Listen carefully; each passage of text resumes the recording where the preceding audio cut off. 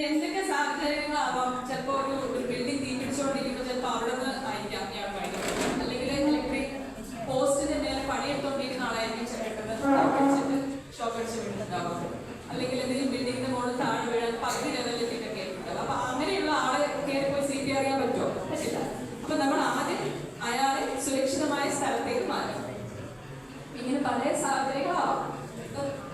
സ്ഥലം സേഫ് ആക്കി അയാളെ സേഫ് ആയിട്ട്, ഇപ്പം റോഡ് ആക്സിഡന്റ് ആണെങ്കിൽ റോഡിൽ നടക്കുകയാണെങ്കിൽ കയറി ചെയ്യാൻ പറ്റില്ല, സേഫ് ആയിട്ടുള്ള ഭാഗത്തേക്ക് മാറ്റാം. അതിനുശേഷം അയാൾ പ്രതികരിക്കുന്നുണ്ടോ എന്ന് നോക്കാം. നമ്മൾ എങ്ങനെ പ്രതികരിക്കുന്നുണ്ടോ നോക്കാം. അയാളെ തോളിൽ തട്ടി, തോളിൽ നല്ല ശക്തിയായി തട്ടുക, 2 തോളിൽ ശക്തിയായി തട്ടി അയാളെ വിൽക്കുക. എന്തെങ്കിലും കുഴപ്പമുണ്ടോ എന്ന് ചോദിച്ച് അയാളെ വിൽക്കുക. അപ്പോൾ അയാൾ ആംഗ്യം കൊണ്ടോ അല്ലെങ്കിൽ വാക്കുകൾ കൊണ്ടോ എന്തെങ്കിലും പ്രതികരിക്കുന്നുണ്ടോ എന്നുള്ളത് നോക്കാം. പിന്നെ അതിന്റെ ഒപ്പം തന്നെ അയാൾ ശ്വാസം എടുക്കുന്നുണ്ടോ എന്നുള്ളത് നോക്കാം. ശ്വാസം എടുക്കുന്നുണ്ടോ എന്നുള്ളതും അയാൾക്ക് പൾസ് ഉണ്ടോ എന്നുള്ളത് നോക്കാം. അത് രണ്ടും ഇല്ലെങ്കിൽ മാത്രമേ CPR ചെയ്യുള്ളൂ. അപ്പൊ പൾസ് എങ്ങനെ നോക്കാം?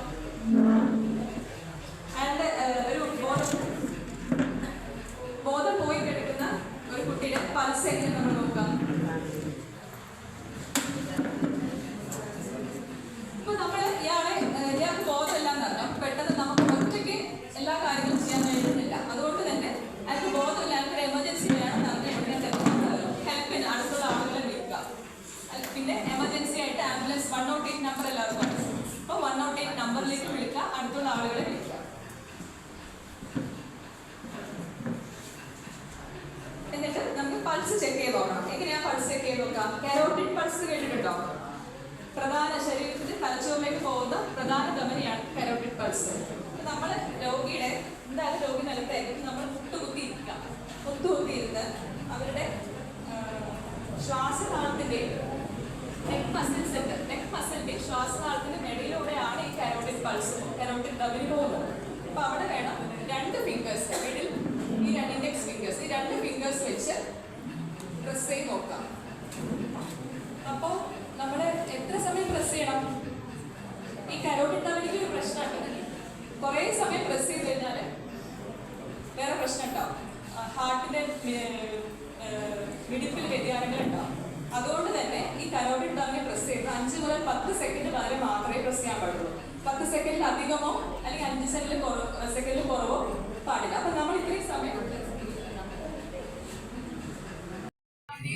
അവിടെയുള്ള നെക്ക് മസിൽസ് ഉണ്ട്, അത് രണ്ടിന്റെ ഇടയിൽ നമുക്കത് ഫീൽ ചെയ്യാൻ പറ്റും. നിങ്ങൾക്ക് ഇപ്പൊ നിങ്ങളുടെ തന്നെ ഫീൽ ചെയ്യാൻ പറ്റും. അപ്പൊ അത് ഒരു 5 സെക്കൻഡിന് ശേഷം 10 സെക്കൻഡിനുള്ളിൽ നിങ്ങൾക്ക് അത് ഫീൽ ചെയ്യുന്നില്ലെങ്കിൽ that is a point where you can start CPR. Heart മിടിക്കുന്നില്ല, അപ്പൊ നമുക്ക് CPR തുടങ്ങാം. അതിന്റെ ഒപ്പം തന്നെ നിങ്ങൾ നോക്കുന്നതിന്റെ ഒപ്പം തന്നെ ആള് ശ്വസിക്കുന്നുണ്ടോ എന്നുള്ളത് എങ്ങനെ നോക്കും? ശ്വസിക്കുന്നുണ്ടോ എന്നുള്ളത് അയാളുടെ സെയിം ലെവലിൽ ഇരുന്നിട്ട് ടാൻജൻഷ്യലായിട്ട് നോക്കാം. അതിന്റെ ഒപ്പം തന്നെ മൂക്കിന്റെ അടുത്ത് വെള്ളം വെച്ച് കൊടുത്തു കഴിഞ്ഞാലും അറിയാൻ പറ്റും. പിന്നെ അയാളുടെ ഹെഡിന്റെ ലെവലിൽ ടാൻജൻഷ്യലായി നോക്കുമ്പോൾ ചെസ്റ്റ് റൈസ് ഉണ്ടോ എന്നുള്ളത് നോക്കാം.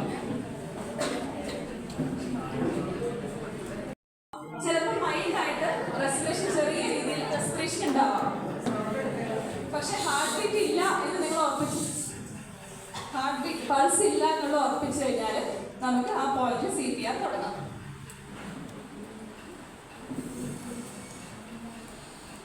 പൾസ് ഉണ്ടെങ്കിൽ എന്താ ചെയ്യേണ്ടത്?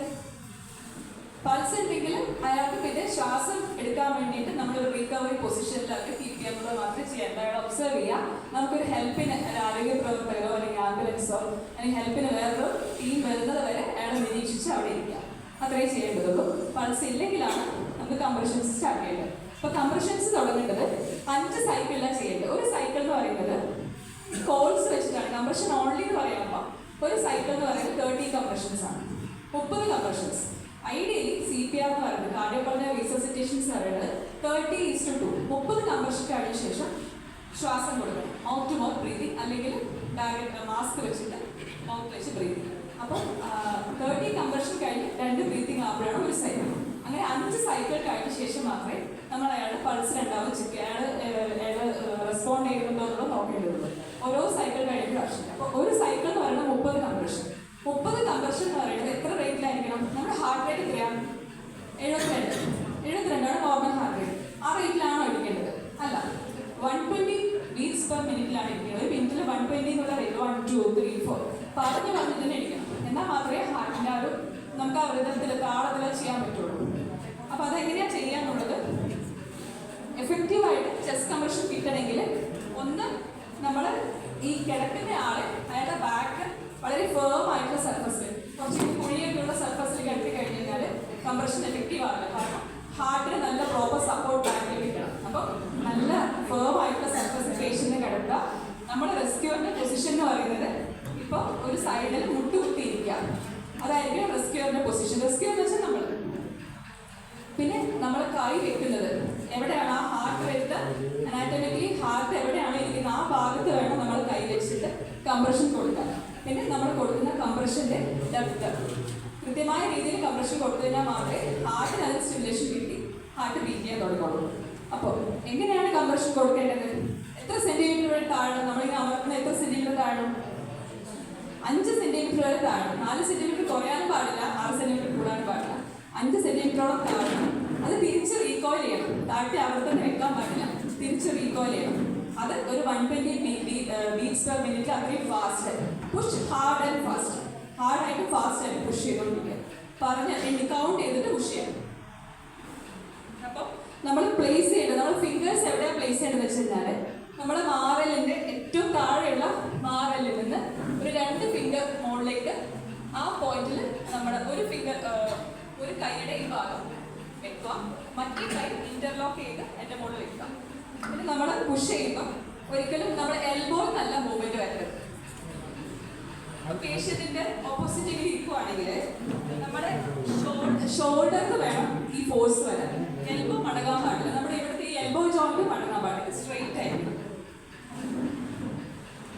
ആ പൊസിഷനിലാണ് നിൽക്കേണ്ടത്. അതായത് നമ്മൾ റെസ്ക്യൂറിന്റെ ഷോൾഡർ ഇയാളുടെ ചെസ്റ്റിന്റെ മുകളിൽ ഡയറക്റ്റ് വരുന്ന രീതിയിൽ വേണം. എന്നാൽ മാത്രമേ നമുക്ക് നമ്മൾ ക്ഷീണിക്കാതെ ശരിയായ രീതിയിൽ കംപ്രഷൻസ് കൊടുക്കാൻ പറ്റും.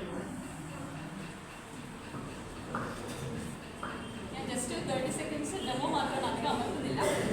ഈ പൊസിഷനിലാണ് നിൽക്കേണ്ടത്. ഈ ഭാഗം കൈയുടെ ഈ ഭാഗം നെഞ്ചിൽ അമർത്തുക, മറ്റേ കൈ ഇന്റർവെൻ ചെയ്ത് പിടിക്കുക. പിന്നെ സ്ട്രെയിറ്റ് ആയിട്ട് കൗണ്ട് ചെയ്യാം. 1 2 3 4 5 6 7 8 9 10 11 12 13 14. ബോൾസ് വെച്ചിട്ടാണ് വീണ്ടും 30 കംപ്രഷൻസ് കൊടുക്കുക എന്നാണ്. അതല്ലാതെ ഐഡിയലി CPR എന്ന് പറയുന്നത് 30 കംപ്രഷൻ കൊടുത്തു കഴിഞ്ഞാൽ അടുത്തത് അവർക്ക് വായിൽ മൗത്ത് ടു മൗത്ത് ബ്രീത്തിങ് കൊടുക്കണമെന്നാണ്. So mouth to mouth breathing ഓരോ സൈക്കിൾ കഴിയുമ്പോൾ ആള് മാറി മാറി ചെയ്യും. കാരണം ഇത് ചെയ്ത് കഴിയുമ്പോഴത്തേക്കും നമ്മൾ അത്രയും ടയർഡാവും. അപ്പോൾ 2 പേരുണ്ടെങ്കിൽ ഓരോ സൈക്കിൾ കഴിയുമ്പോൾ ചേഞ്ച് ചെയ്യും. 5 പ്രാവശ്യം ചെയ്തതിന് ശേഷം അവർക്ക് പ്രതിരോധമുണ്ട് എന്നുണ്ടെങ്കിൽ റിക്കവറി പൊസിഷനിൽ വെച്ച് നമ്മൾ മെഡിക്കൽ ടീമിനെ വെയിറ്റ് ചെയ്യുക, അയാളെ നിരീക്ഷിക്കുക. പ്രതികരണം ഇല്ല എന്നുണ്ടെങ്കിൽ ഈ സൈക്കിൾ കണ്ടിന്യൂ ചെയ്തുകൊണ്ടേ